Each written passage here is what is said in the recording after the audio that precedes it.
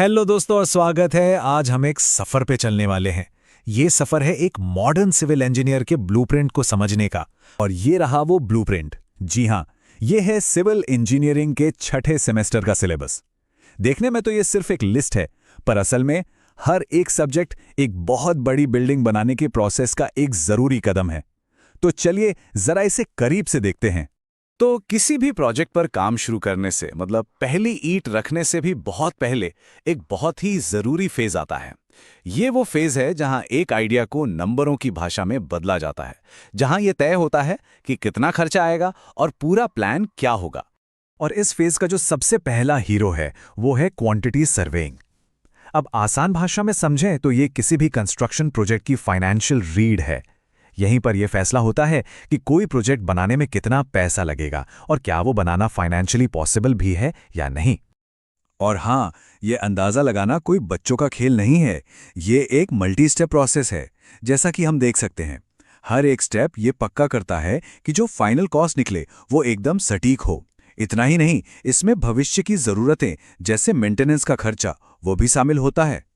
अब ज़रा इस टेबल को देखिए। इसमें सबसे इंटरेस्टिंग बात क्या है? ये जो मार्क्स का बंटवारा है ना, ये हमें बताता है कि असल में फोकस कहाँ करना है। देखिए, डिटेल्ड एस्टिमेट्स और टेंडर डॉक्यूमेंट्स दोनों को 14% का वेटेज मिला है। इसका मतलब क्या हुआ? इसका मतलब ये है कि सिर्फ खर्चा निकालना ही जरूरी नहीं है, बल्कि उससे सही तरीके से ऑफिशियली प्रेजेंट करना भी उतना ही जरूरी है। और बात सिर्फ शुरुआती खर्चे पर खत्म नहीं होती। ये जो वैल्यूएशन वाला हिस्सा है ना, ये हमें किसी भी स्ट्रक्चर की पूरी लाइफ साइकिल देखने में मदद करता है। मतलब बनने से लेकर उसके खत्म होने तक, जब उसका स्क्रैप वैल्यू भी निकाला जाता है। तो ये एक पूरा 360 डिग्री फाइनेंशियल व्यू है। ठीक है, तो पैसों का हिसाब किताब हो गया। अब हम आते हैं प्रोजेक्ट के असली दिल पर, इंजीनियरिंग डिजाइन। ये वो स्टेज है जहां कागज पर यह तय होता है कि बिल्डिंग कितनी मजबूत और टिकाऊ होगी। ये जो हम देख रहे हैं, ये है स्टील स्ट्रक्चर्स की ABCD। ये सिर्फ थ्योरी के लिए नहीं है।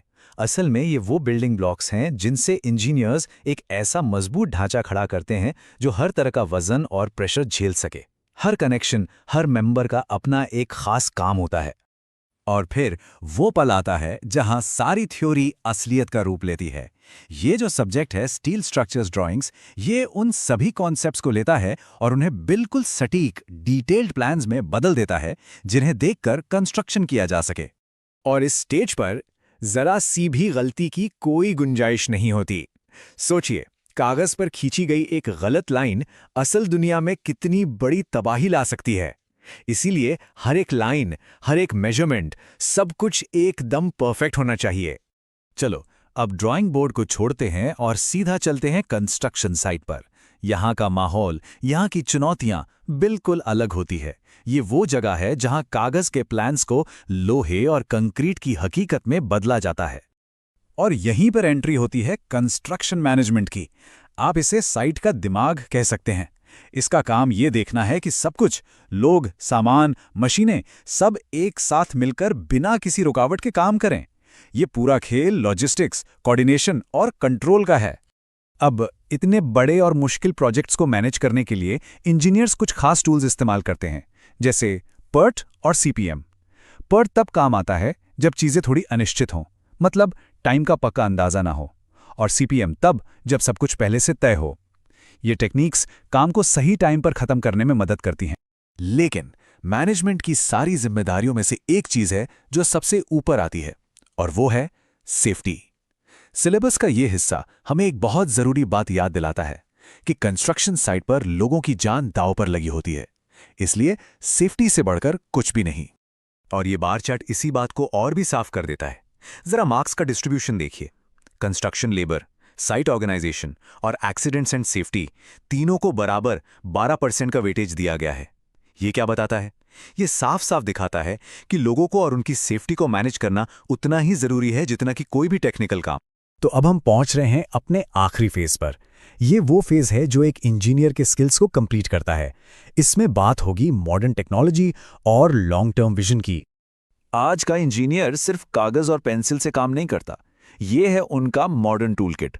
AutoCAD, STAAD Pro, Revit, MS Project, ये सारे सॉफ्टवेयर डिजाइनिंग से लेकर प्रोजेक्ट मैनेजमेंट तक हर काम को ज्यादा सटीक और तेज बनाते हैं। और हाँ, एक बिल्डिंग का बन जाना कहानी का एंड नहीं है, बल्कि ये तो बस शुरुआत है। एक इंजीनियर की जिम्मेदारी उस बिल्डिंग की पूरी जिंदगी तक चलती है। और ये जो इलेक्टिव सब्जेक्ट है रिपेयर एंड मेंटेनेंस, ये हमें उसी लॉन्ग टर्म देखभाल के बारे में सिखाता है। ये जो लाइन है ना, ये इस सब्जेक्ट की पूरी कहानी बता देती है। मेंटेनेंस का मतलब सिर्फ टूटी फूटी चीजों को ठीक करना नहीं है।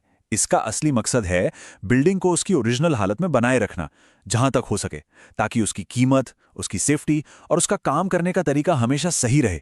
तो जब हम इन सारे अलग अलग फेज और सब्जेक्ट्स को एक साथ जोड़कर देखते हैं तो क्या तस्वीर उभरती है? तस्वीर उभरती है एक कंप्लीट, एक मॉडर्न इंजीनियर की। तो एक आइडिया की कीमत लगाने से लेकर उसके स्टील के ढांचे को डिजाइन करने तक, फिर उसे जमीन पर बनाने से लेकर और उसके भविष्य को सुरक्षित रखने तक, बस इसी तरह एक इंजीनियर तैयार होता है। ये पूरी एक जर्नी है। तो आखिर में एक सवाल बचता है, जब किसी के पास हमारी दुनिया को बनाने का हुनर हो तो फिर आगे क्या? जब किसी के पास शहर बनाने, लोगों को जोड़ने और भविष्य को एक शक्ल देने की ताकत हो, तो फिर उसकी संभावनाएं कहाँ जाकर खत्म होती हैं? शायद कहीं नहीं। और इसी सवाल का जवाब हर नई पीढ़ी के इंजीनियर्स अपनी मेहनत से देते हैं।